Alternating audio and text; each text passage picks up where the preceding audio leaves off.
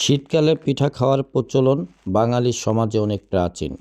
শীত এলেই শুরু হয় পিঠা তৈরির ধুম। এখন শুধু গ্রাম অঞ্চলেই নয়, শহরের ফুটপাতেও পাওয়া যায় শীতের পিঠার স্বাদ। রাজৌর উপজেলার বিভিন্ন এলাকার ফুটপাতে চলছে পিঠা তৈরির ধুম। বিকেল থেকে গভীর রাত পর্যন্ত চলে বেচাকেনা।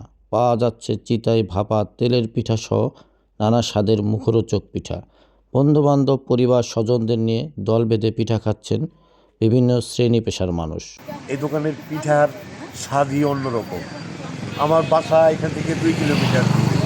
আমি ওইখান থেকে এখানে আছি পিঠা খাওয়ার জন্য। ভর্তা পাওয়া যায় জায়গা, অনেক স্বাদ, অনেক টেস্ট। আর রাজ্য যখন আসি আমরা যারাই থাকি একসঙ্গে আড্ডা মারি বা কথা বলি, বিশেষ করে এখানে পিঠা খেয়ে যাই। আর অনেক সুস্বাদু এবং মজাদার পিঠা এখানে তৈরি করা হয়। আসলে এই বাজারে এইগুলা থাকার কারণে কিন্তু আমাদের এই পিঠার ঐতিহ্যটা এখনো বজায় আছে, আপনাদের এটা বিলীন হয়ে গিয়েছিল।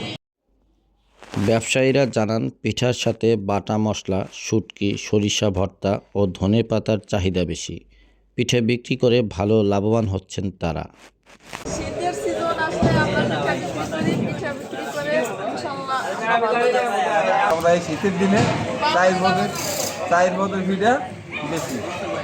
কি পিঠা বিক্রি করেন? এই আমদশা পিঠা, এই চিতাই পিঠা, বড়া বাবা।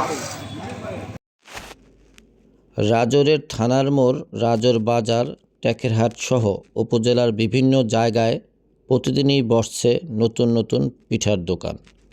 নভেম্বর থেকে শুরু হওয়া পিঠা বিক্রির উৎসব চলবে আগামী ফেব্রুয়ারি পর্যন্ত। S M Ferdous Hossain.